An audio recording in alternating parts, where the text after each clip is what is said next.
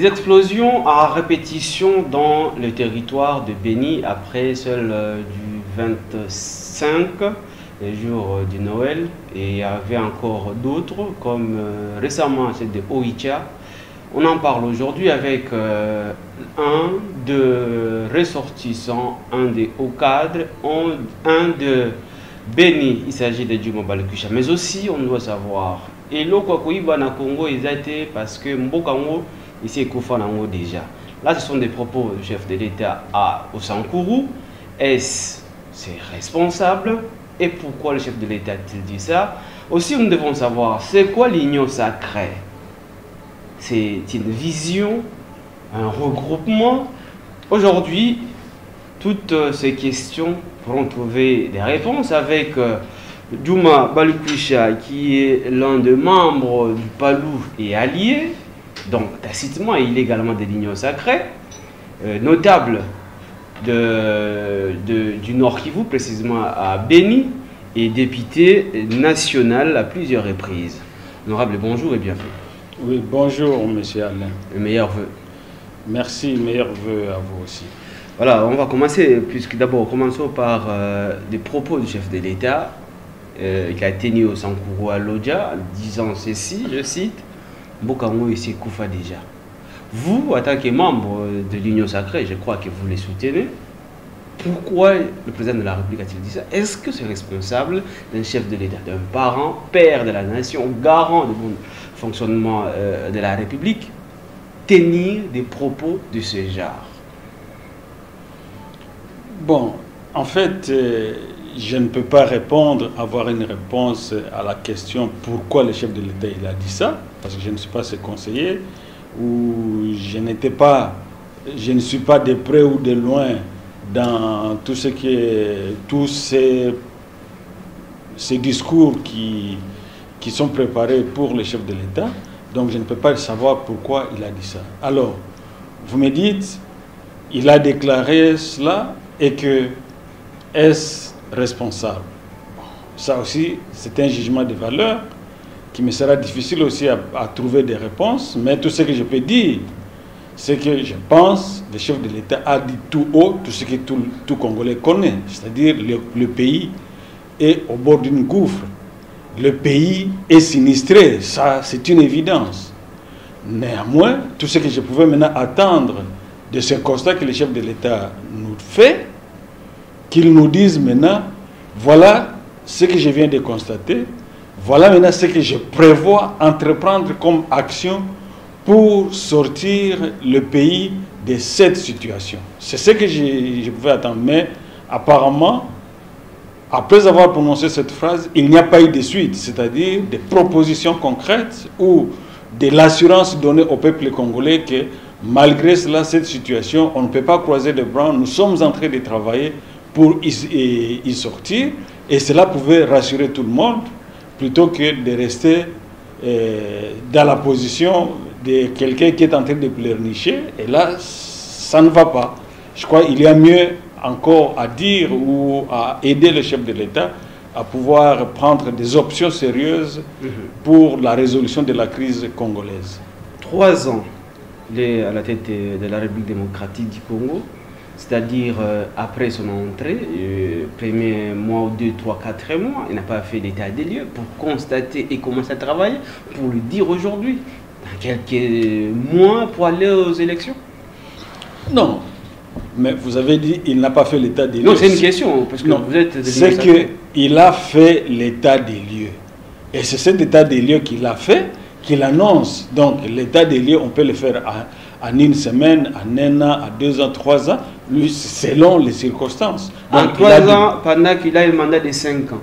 C'est-à-dire pour ne rien faire. Oui, mais si le pays est par terre, il faut aussi du temps, parce qu'il ne faut pas aussi aller à la va-vite et pour ne rien faire. Donc lui, il a pris tout son temps et essayé de comprendre la situation, parce que la situation, le pays est par terre, comment le redresser. Maintenant, il devrait quand même faire des études, et maintenant qu'il nous annonce cela, qu'il nous le confirme, tout ce que nous étions en train de penser, alors nous attendons maintenant, comme je l'ai dit tantôt, des propositions concrètes pour nous faire sortir de cette crise. Est-ce que ces propos-là ne sont pas aveux d'échec de Tshisekedi? Bon, aveu d'échec, je ne sais pas en quoi on peut dire que c'est l'aveu d'échec. Parce que je pense tout observateur averti doit essayer de voir la situation dans laquelle le président a trouvé notre pays.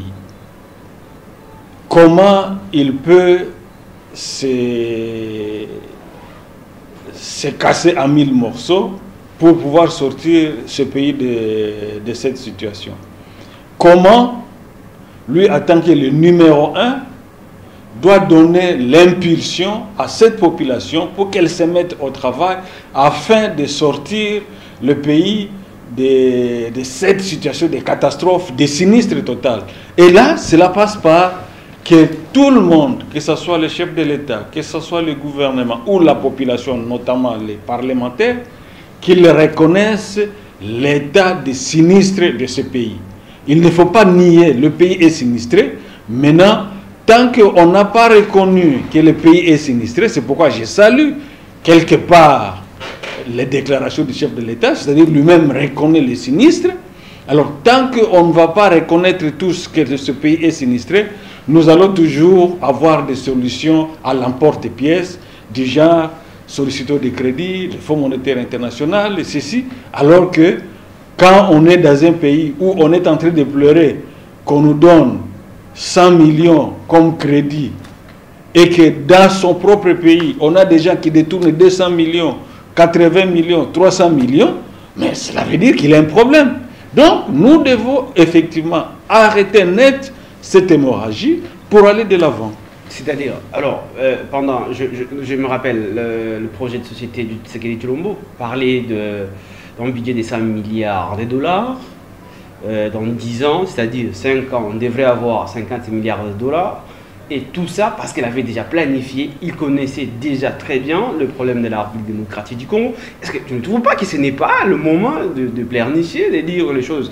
Voilà, le pays est Koufalango déjà, au moment où il devrait travailler pour sortir du pays dans le sinistre, comme le mot que vous êtes en train d'évoquer ici, au lieu après 3 ans de venir avec les mêmes propos qu'il tenait, que vous tenez, parce que vous en faites partie aussi de l'opposant d'hier, que vous êtes en train de travailler. Bon, non, en fait, je pense que nous n'allons pas nous attarder sur ces propos. Comme je dis, mais c'est quand même un chef de l'État. Comme je dis, il a reconnu l'état de sinistre, c'est déjà un pas. C'est-à-dire, comme on sait que maintenant le pays est sinistré, donc il doit nous apporter des solutions ou des stratégies idoines pour nous faire sortir de cet état de sinistre. Ça, c'est pourquoi je dis que c'est déjà un pas. Alors, maintenant, chercher à comprendre, parce qu'effectivement, dans un premier temps, à l'attendre parler, on peut dire que c'est un aveu d'impuissance, ou c'est une démission tacite. Non, je pense que à nous tous, comme je l'ai dit, nous avons intérêt à reconnaître cet état de sinistre et avec ça, on va apporter des solutions concrètes à la situation concrète. Parce que c'est toujours difficile de chercher à inventer la roue alors que la roue existe.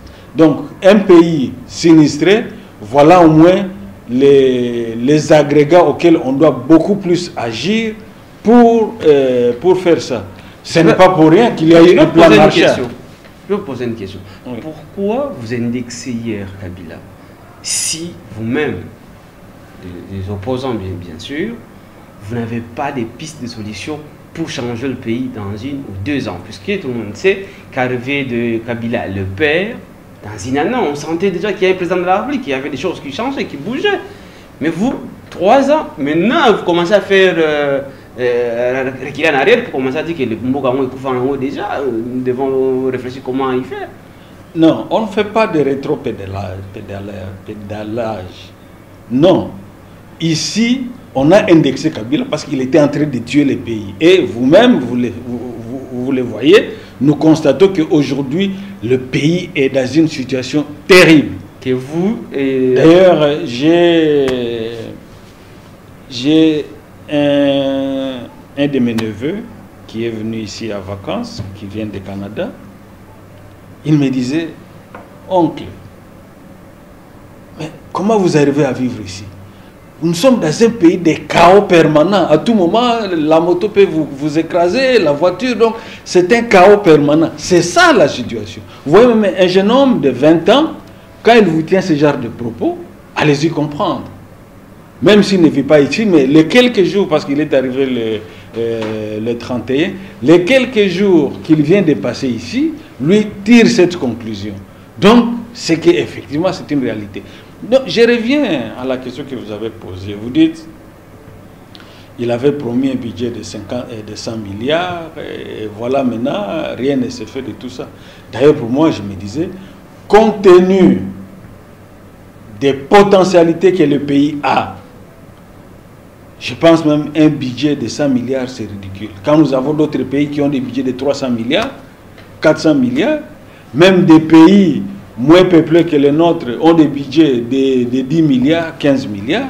Alors nous, avec tout ce que nous avons, que ce soit la potentialité agricole, minière, maritime, forestière, tout ça, vous voyez, donc 100 milliards, c'est ridicule. Donc, ici, je pense, le problème vient du fait que, peut-être quand on a projeté cela, on croyait que nous sommes en face d'un pays normal et qu'on doit faire, disons, des actions sur tel aspect macroéconomique, c'est la microéconomie et tout ça, ou le cadrage macroéconomique, non, ou avoir des crédits, non. Comme je vous dis, je pense le monde est scandalisé quand il attend, en termes de détournement, les millions qui sont faits, les millions en dollars, pas les millions en francs congolais. Donc, les gens doivent être scandalisés. Comment une personne qui se dit patriote, d'abord j'ai dit patriote entre guillemets parce que ce ne sont pas des patriotes, peut prendre 200 millions qui étaient destinés soit au pays des enseignants, soit... Comment une personne, pendant que le pays est en guerre, un militaire, officier soit-il, va commencer à détourner la ration des militaires ou va commencer à faire ce qu'ils appellent les opérations retour pour ramener l'argent qui est destiné aux militaires, au front, pour les ramener encore à Kinshasa. Mais donc c'est incompréhensible, c'est inimaginable. Est-ce que ces gens-là sont-ils des Congolais ou encore ont-ils un sens ou un sentiment pour ce pays ou pour ce peuple congolais? Donc aujourd'hui on peut déduire qu'on a déshabillé Saint-Paul pour habiller Saint-Pierre. On parlait des détournements et ça continue aujourd'hui. C'est-à-dire que votre avènement, voilà, il n'y a rien de différence avec l'ancien régime. Non, c'est tout à fait le contraire de ce que vous venez de dire. Parce que dans l'ancien régime, vous n'appreniez pas, vous n'attendiez pas que tel a détourné et on a détourné autant.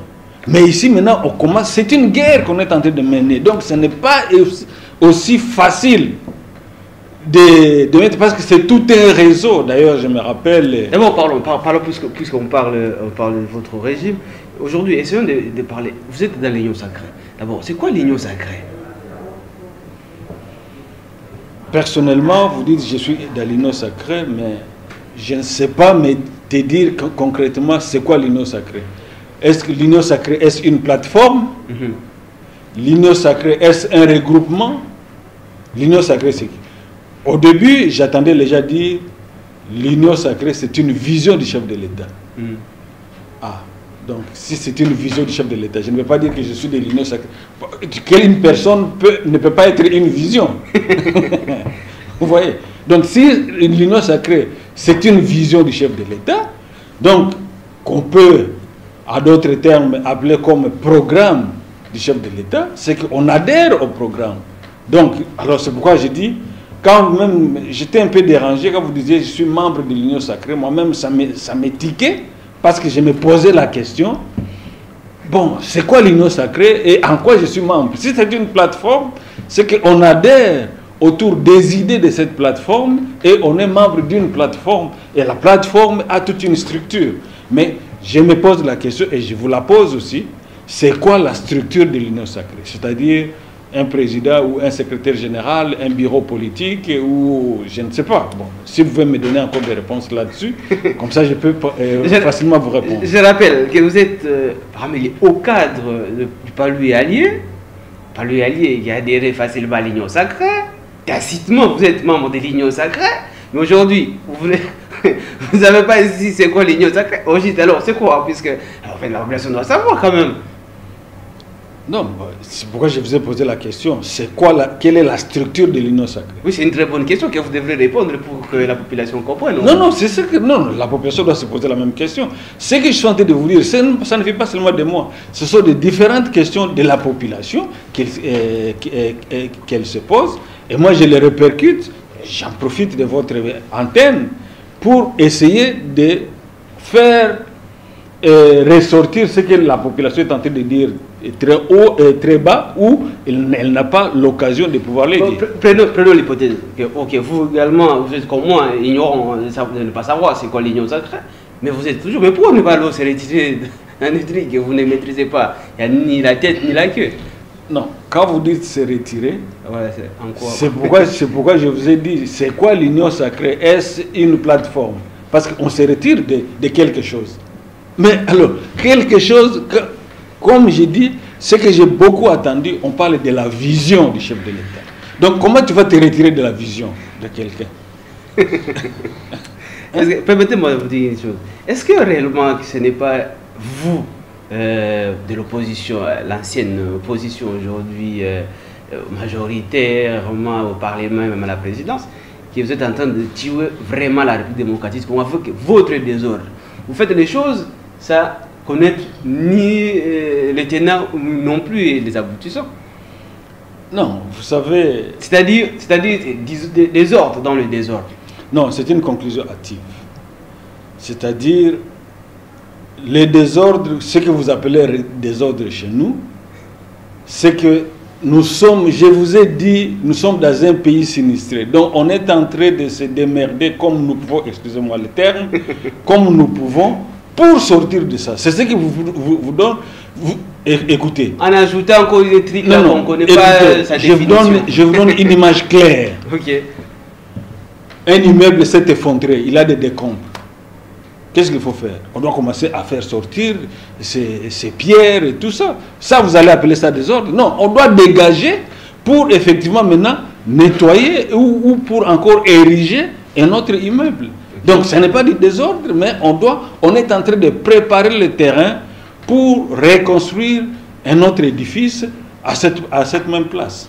Ou le désordre chez les uns, c'est de l'ordre chez les autres. Puisque lorsqu'il y a même quelque chose qu'on appelle l'Union sacrée, c'est une vision, on ne sait pas, programme, on ne sait pas, plateforme, on ne sait pas, parti politique non plus, on ne sait pas. Et puis voilà, c'est ces trucs-là qui dirigent le pays. Non, je vous dis, ce que vous appelez désordre, ça peut être l'ordre qu'on est en train de chercher à rétablir. Parce que je vous dis, et je répète, je pense, heureusement vous me donnez cette occasion d'insister dessus, que le pays est sinistré. Et j'espère qu'à partir de cette émission, le peuple congolais va se mettre d'accord, va comprendre que le pays est sinistré. Je vous assure, à partir du moment où nous allons accepter que le pays est sinistré, vous allez voir comment les gens vont se mobiliser pour sortir de cet état de sinistre. Admettons que c'est vrai. Mais c'est quoi la vision? Non, la vision c'est donc vous donnez, on dit par exemple... Oui, c'est quoi la vision de Tshisekedi, la vision de votre régime? On vous a parlé de la vision du chef de l'État. L'Union sacrée, c'est la vision du chef de l'État. L'Union sacrée, c'est la vision du chef de l'État. C'est bon, est-ce que tu peux au moins nous expliquer cette vision-là? La vision, c'est-à-dire, lui, il est face à une situation, donc il donne des orientations claires. C'est quoi ces orientations? Mais sortir le pays du sinistre. Avec quoi comme terme de référence? Non, comme terme de référence, il faut identifier. D'abord, aujourd'hui, on est en train de mener une lutte acharnée contre les détournements. Mais ça continue. On a parlé de 14 milliards de dollars. Et aussi, on parle encore de ça midi. Mais monsieur Alain, écoutez ceci. Ok. Et d'ailleurs, si vous suivez l'actualité, et je sais que vous êtes un journaliste averti, vous le savez, Alinguet lui-même a dit que c'est tout un réseau. Quelqu'un qui est né, grandi dans le détournement, dans la corruption, on l'a fait étudier par cet agent de détournement, de corruption, ça devient tout un système. Donc ce n'est pas facile de mettre fin à tout un réseau. Donc il ne faut pas être aussi simpliste pour croire que par un clic des doigts, les choses vont aller. Non. Donc comme je vous ai dit, prends l'image d'un immeuble qui s'est effondré, il y a des décombres et les gens sont en train de mettre tout en œuvre pour sortir d'abord, pour dégager l'espace, afin de construire un autre. Oui. C'est ça l'image dans laquelle nous nous trouvons et que nous pouvons dire que le peuple congolais, c'est pourquoi j'ai insisté sur reconnaître l'état du sinistre de ce pays. Et à partir de ça, nous allons tous commencer à réfléchir ou à élaborer de nouveaux paradigmes pour mettre fin à cette situation. Allons avec cette hypothèse de cet immeuble que vous êtes en train de parler ici. Voilà, on élabore des stratégies. On va commencer à évacuer l'aile gauche ou l'aile droite. Et puis voilà, on va avancer à passer par ça et par ça. Ok. Alors maintenant, parlons de termes de vous, qui êtes en train de diriger le pays. Voilà. Maintenant, c'est quoi la stratégie? On fait quoi actuellement? D'abord, la stratégie, c'est la lutte contre la corruption et le détournement. Et on voit bien le travail qu'Alinguet est en train de fournir et que les gens sont en train de le combattre parce qu'effectivement, il est face à un système qui n'est pas facile à déboulonner. Il est face à un réseau qui n'est pas facile à démêler. Donc, c'est ça même ce qu'on a traité, c'est ce qu'il a fait des poudres de parler pimpin. On fait semblant de maquiller les choses qui n'existaient pas. Voilà, aujourd'hui, Widi Bakonga qui est à l'extérieur, tout le monde qu'on citait jadis être parmi les gens qui ont détourné, aujourd'hui, ils ne sont pas en position. Aujourd'hui, il y a des petits voleurs. Mais, monsieur Alain, croyez-vous qu'il est aussi facile que ça de mettre fin à un système qui date de décennies, qui a des réseaux, que ce soit des réseaux internes et externes, mais c'est tout un travail. Même Alinguet, on doit d'abord le féliciter, d'avoir ce courage d'affronter ces gens. Vous vous rappelez en Italie avec l'opération Manipulite, finalement comment celui qui menait cette opération, comment il a fini. Mais Alinguet doit connaître aussi. Aujourd'hui, il est facile de corrompre le député. Vous en connaissez quelque chose?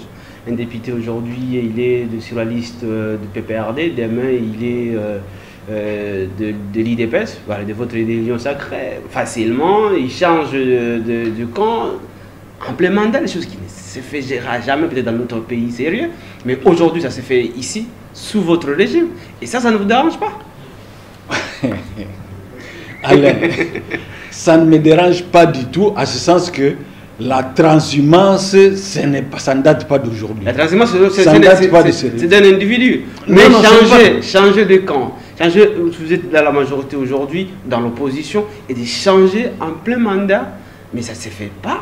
Mais avant, vous n'avez pas vu les gens qui reniaient leur signature. Il a signé, après il renie, et demain vous apprenez qu'on l'a nommé ministre. Tout ça, donc, il ne faut pas voir seulement... Donc, j'ai dit, ce sont les réalités de la politique congolaise. Et pourquoi c'est la réalité congolaise? D'ailleurs, j'en profite pour le dire. C'est une réalité congolaise par le fait que les gens adhèrent dans un parti ou dans un groupement sans aucune idéologie. Vous allez retrouver, c'est même le cas de l'Union sacrée, les gens de gauche, de droite, de l'extrême droite. Donc, il n'y a pas d'idéologie. Ce qui fait qu'on peut changer d'un camp à l'autre très facilement. C'est ça le problème de la politique congolaise. Comment pouvez-vous imaginer? Vous avez plus de 500 partis politiques dans un pays. Est-ce qu'il y a 500 idéologies différentes? Bon, donc j'ai dit, ces jeux-là, donc ça ne date pas de ce régime, mais c'est ça le problème de la politique congolaise. Depuis longtemps, même à l'époque de Mobutu, on savait déjà Si vous voulez être nommé, avoir un poste ministériel ou dans une entreprise, il faut crier fort, vous montrer comme quoi vous êtes un opposant radical. Après, on va faire appel à vous, on vous fait taire, comme on dit chez moi, on vous met une patate douce dans la bouche, et puis vous ne savez pas parler. C'est ça la situation, c'est ça le problème de la politique congolaise. Donc, nous devons aussi, parmi les actions à mener, essayer d'assainir cette sphère politique congolaise. Mais c'est vous qui êtes en train d'accentuer d'ailleurs. Ce n'est pas accentué, j'ai dit nous sommes dans une situation où on est en train de chercher. Vous qui êtes censé changer les choses, vous accentuez. Savez-vous, peut-être chez vous, bon, d'ailleurs vous avez aussi, et chez vous, vous avez aussi le lac Kivu, donc je voulais dire qu'on n'a pas de rivière. Quand vous êtes en train de couler dans une rivière, vous avez tendance à vous accrocher sur n'importe quoi, dans l'espoir que vous allez vous en sortir. Ah ok, c'est-à-dire que vous êtes en train de couler alors. Ce n'est pas qu'on est en train de chercher à... Non, non, on n'est pas en train de couler. Je vous dis, prends toujours l'image de l'immeuble qui s'effondre. On est en train de dégager toute cette saleté, mais ce n'est pas facile. Merci bien, honorable Djouma Balikoucha. Je rappelle que vous êtes notable de Béni. Aujourd'hui, on parle maintenant des attentats à Béni. Avant, c'était des ADF, des M23. Qu'est-ce qui se passe? Et il y a pas plus tard, il y a 3 mois, où Mbosso Kodia disait que vous, les députés de l'Est, quittez les groupes armés. Qu'est-ce qui se passe? Monsieur Alain, ça c'est un sujet très délicat. Et j'espère que je vais maîtriser mes émotions. Parce que ça énerve à un certain moment. Mais bon, en tant qu'homme d'État, on doit essayer de maîtriser ses émotions. D'abord, je vais commencer par cette histoire, cette déclaration du président de l'Assemblée. En tout cas, avec tout le respect que je lui dois, et il est en train de faire un effort pour essayer quand même de redonner certaine image de l'Assemblée, mais cette déclaration, elle est très dangereuse pour le pays. Et même pour le pouvoir. Pourquoi très dangereuse pour le pouvoir? Une telle déclaration, ça veut dire, soit on est démissionnaire, soit c'est l'aveu d'impuissance ou d'incompétence, ou de la médiocrité. Pourquoi je dis cela? Parce que si vous savez que Balikoucha est dans un groupe armé qui est en train de faire du mal à notre population, pourquoi ne pas arrêter maîtriser? Parce qu'on a tous les pouvoirs régaliens de l'État. Pourquoi ne pas neutraliser Balikoucha ou l'arrêter afin de répondre de ce truc, plutôt que de rester en train de pleurnicher, quitter les groupes armés. Donc pleurnicher ou supplier les députés afin qu'ils quittent les groupes armés. C'est très grave. Parce que nous sommes là, pas pour protéger nos postes, mais nous sommes là pour protéger cette population qui est en train de souffrir. Qui dort, ça fait 8 ans qu'ils sont dans cette situation. Et, chose grave, maintenant je vais évoluer. Aujourd'hui, il y a d'abord la thèse selon laquelle ce sont les terroristes qui sont en train de nous tuer. Soi-disant les fameux ADF. Les terroristes sont en train de nous tuer. Mais quand on voit comment l'armée est en train de faire ces déclarations, on a l'impression qu'on est face à une diversion. Une diversion dans le sens que, c'est-à-dire on ne nous dit pas clairement l'ennemi qui nous tue. Si c'est l'ADF, avant c'était la communauté elle-même qui s'entretue. Après c'était les djihadistes. Après c'était le MTN.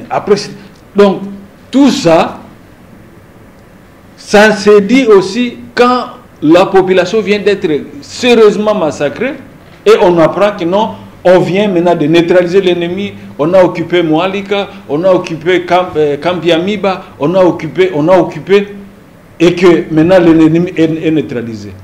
Non, donc ça, il y a une diversion. Alors je peux me poser la question, à qui profite le crime? Cette diversion va encore plus loin.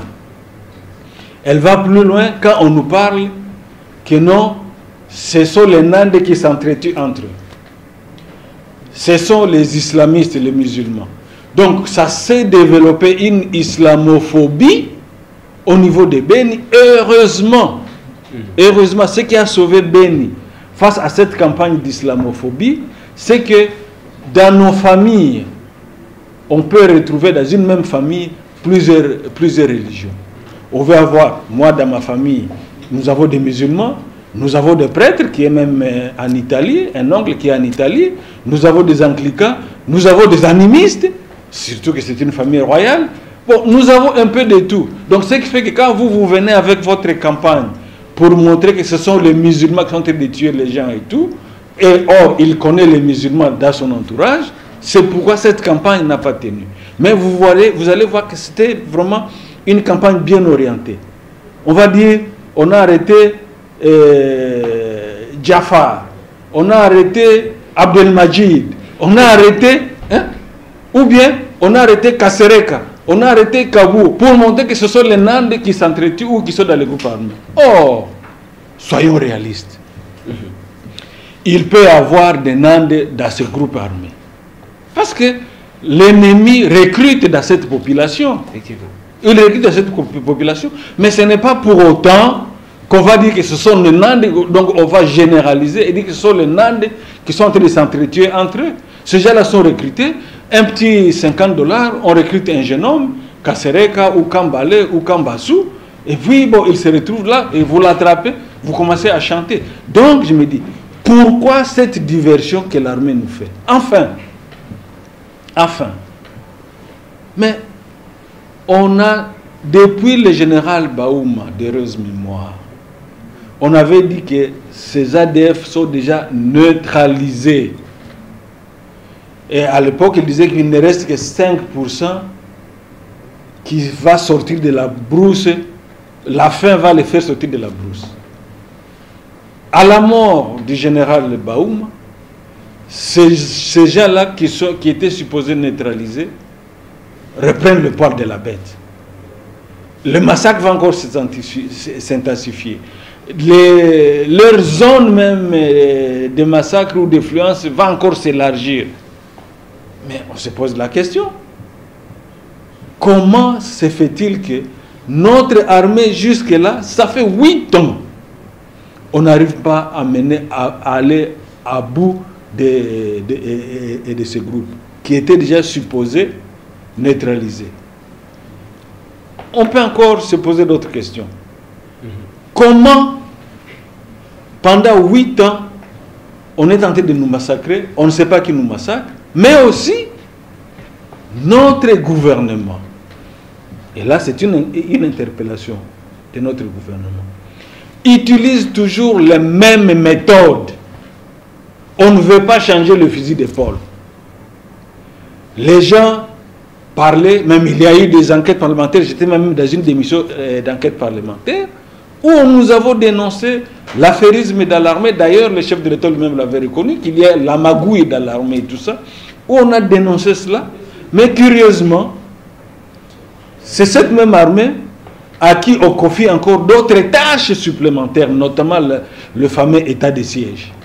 L'administration, l'armée qui mène la guerre, on lui confie encore l'administration de toute une province. Et le corps où on dit qu'il y a des magouilles là-dedans, on confie encore d'autres tâches supplémentaires. Qu'est-ce qu'on cherche? On parle de groupes terroristes. En parlant de groupes terroristes, comment vous allez appliquer la méthode ou une guerre comme s'il s'agissait d'une guerre conventionnelle? Bombarder et tout ça, mais parce qu'une guerre conventionnelle ou des positions, vous connaissez la position de l'ennemi, vous bombardez cette position. Mais il y a des gens qui sont mouvants, comme on les appelle des terroristes.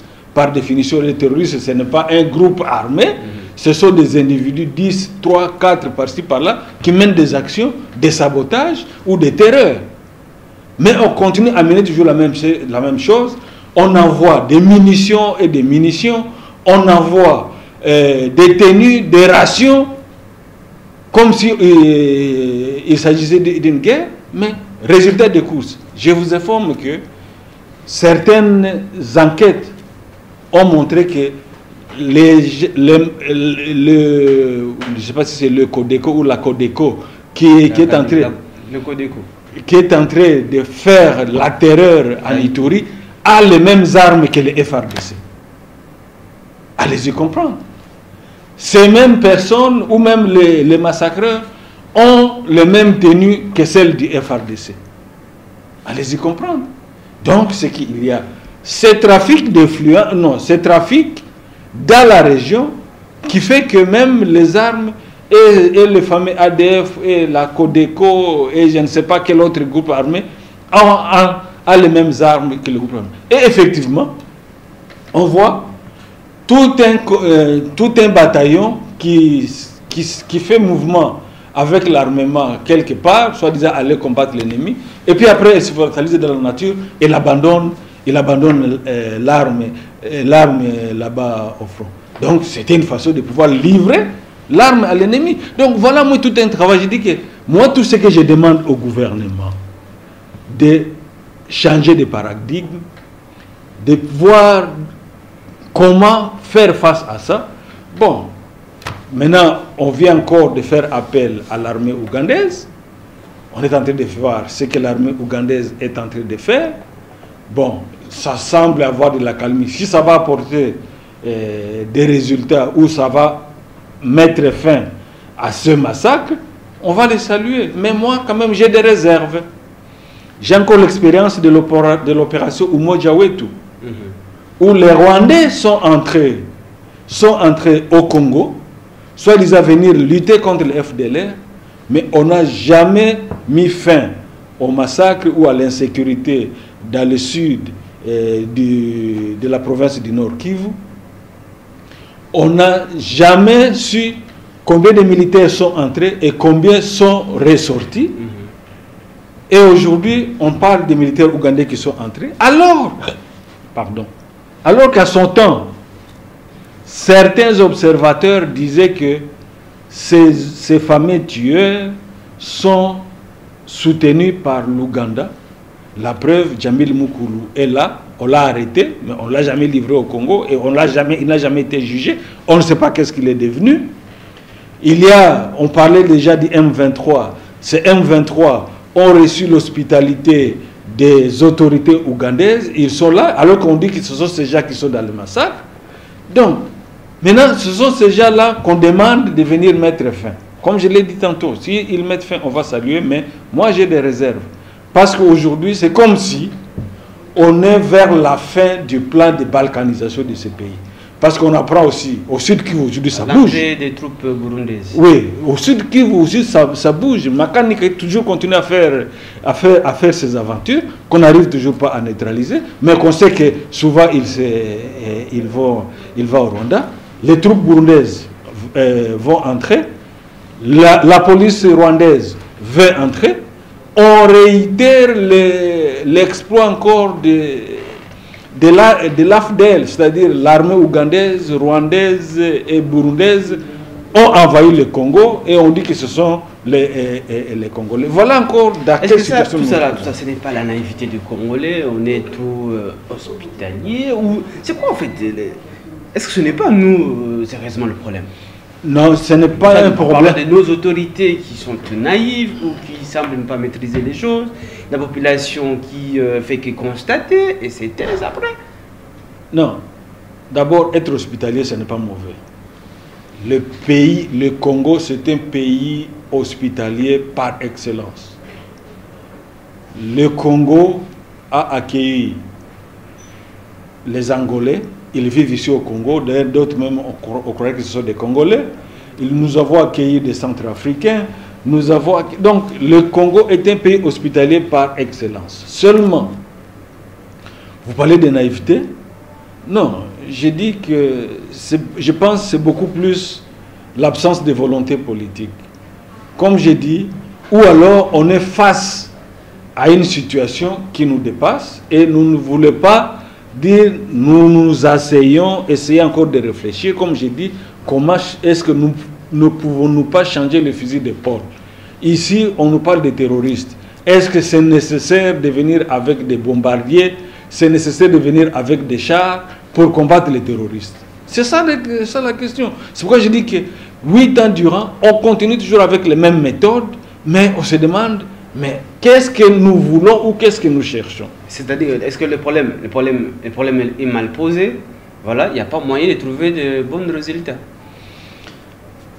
Bon, c'est là où je dis, donc, vous savez, jusqu'aujourd'hui, je me pose la question de savoir que fait nos services de renseignement, que ce soit renseignement militaire ou politique. Parce que ce sont ces services de renseignement qui, depuis 8 ans, ils allaient découvrir qui nous tue et élaborer des stratégies qu'il faut. Mais on a l'impression que nous sommes en train de naviguer à vue. Est-ce que comme on a parlé question des affairistes au niveau de l'armée, est-ce que ce n'est pas l'affaire qui donne beaucoup de moyens, voilà, même au service que vous venez d'évoquer? Comme ça, voilà, ils constatent et puis ils se taisent. Bon, cet affairisme, c'est pourquoi je disais qu'il faut effectivement, il faut le combattre. Et comment ce n'est pas pour rien. C'est la question. Non, oui, je vais vous donner une des pistes. Nous avons demandé depuis un certain temps, bon, dans des organisations citoyennes, nous avons demandé qu'on fasse l'audit de l'armée. Savoir qui est qui. Vous savez, notre armée est truffée d'infiltrés. Ça, il faut le dire. Avec les opérations Umoja-Wetu, les opérations de mixage, de brassage, les Ougandais qui sont venus pour aider les Congolais deviennent aussi des officiers congolais. Les Rwandais qui sont venus pour aider les Congolais deviennent des officiers congolais. La preuve, James Kabarebe a été chef d'état-major ici. Donc, alors, que dire maintenant des hommes de troupes? C'est qu'il en a plein. Donc, c'est pourquoi je dis que ce travail-là doit être fait pour pouvoir maintenant nous aider à non seulement mettre de l'ordre dans l'armée, mais aussi élaborer des stratégies idoines pour pouvoir mettre fin à cet affairisme ou au magouille dont a parlé le chef de l'État qui se trouve dans l'armée, au sein de l'armée. Et que vous, les politiques, vous êtes pour beaucoup. C'est vous qui enregistrez les enfants pour les amener dans la blouse. C'est vous, c'est vous, c'est vous.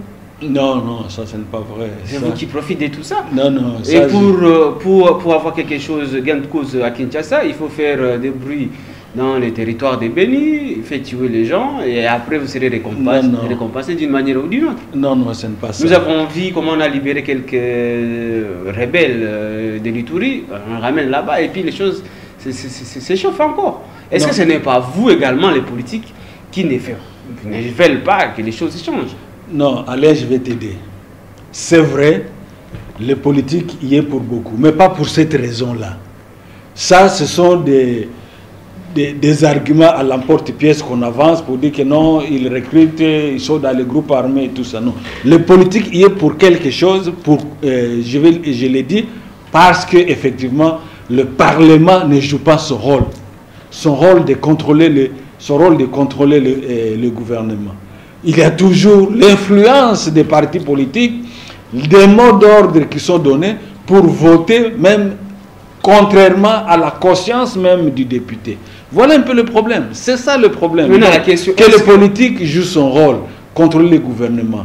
Que le politique sache que son mandat n'est pas impératif.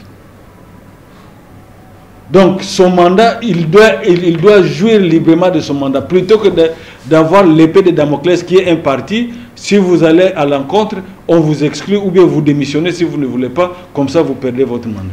Donc, la preuve, pendant notre mandature, nous avions dénoncé l'incompétence du ministre de la Défense, Ngoï Mouken.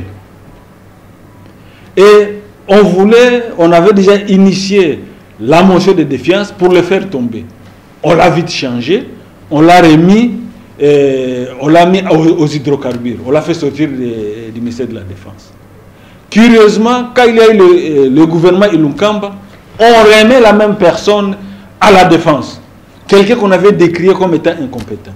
En principe, les députés, surtout ceux qui ont été réélus, devraient dénoncer cela, dire que nous ne pouvons pas faire passer ce gouvernement tant que Ngoïmou Kena est encore là. Bon, maintenant, heureusement qu'on l'a déjà enlevé, mais ce n'est pas pour autant que les choses ont changé. Mais c'était pour vous montrer en quoi les politiques ils sont responsables, ils sont pour quelque chose. Vous avez évoqué la question des lois. Est-ce que le problème, ce sont nos lois ou le problème majeur, c'est l'application de nos lois? Non, c'est beaucoup plus l'application. Quand bien même que la loi, notamment notre constitution, était taillée sur mesure selon les caprices des belligérants, mais quand même, l'application pose problème. La preuve, il y a beaucoup d'éléments. La gratuité de l'enseignement, c'est constitutionnel, mais aujourd'hui, on présente ça comme si c'était quelque chose de nouveau ou une vision de quelqu'un. Non, c'est constitutionnel. La caisse de péréquation, c'est constitutionnel. La retenue à la source, c'est constitutionnel, mais on parle toujours de rétrocession. Donc, on n'applique pas la loi comme il se doit. Je peux vous citer plusieurs exemples. Nous arrivons presque à la fin, de cette émission. Puisque vous êtes notable, je vous demande de regarder votre caméra et vous adresser à la population de Beni, Beniville, Beni Territoire, Oicha et les autres. Oui, à la population de Beni, Beni Territoire, Oicha, même aussi de l'Ituri, comme on dit chez nous, Pole. Pole, Pole, Pole. Mais aussi, nous ne devons pas continuer à croiser les bras. Je me rappelle, il y a un député qui avait intervenu, qui avait demandé que la loi l'autorise, à ce qu'on puisse demander à ce que la population aussi vienne massivement dans l'armée, avoir des formations pour qu'ils puissent se défendre. L'autodéfense populaire aussi est reconnue dans la loi congolaise sous certaines modalités. Donc, que les gens ne continuent pas à croiser les bras, que ce soit les députés, que ce soit la population, même notre armée, surtout à l'armée, je dirais ceci, non, vous ne pouvez pas gagner la guerre si vous n'êtes pas en collaboration avec la population. C'est cette population qui va vous donner les meilleures informations. Plutôt que de considérer la population comme votre champ, c'est-à-dire commencer à tracasser cette population, avec ça, il n'y aura pas la collaboration. Sans la collaboration de la population, cette guerre encore, nous risquons de nous retrouver dans une situation de guerre de 5 ans. Or, c'est ce que nous ne voulons pas. Donc, mobilisons-nous comme un seul homme pour mettre fin à cette situation de guerre. Chacun dans sa position qu'elle occupe aujourd'hui. Merci beaucoup. Honorable Djouma Balikoucha, je rappelle ici les propos du chef de l'État, Mboka Ekofanango déjà, je vous rappelle que Mboko Iza Nzambe, Mboka Ekofate, Mboka Oyo, Ekobonga, Mboko Oyo, Eko changer. Et les gens qui ont censé changer ce pays, c'est moi et vous, la population congolaise, puisque les politiciens, comme j'en ai l'habitude, ils passeront un jour, on pourra avoir quelqu'un digne et de foi, digne et capable de construire notre pays. Il suffit seulement de savoir quoi faire et comment travailler et surtout comment choisir nos députés, nos présidents de la République.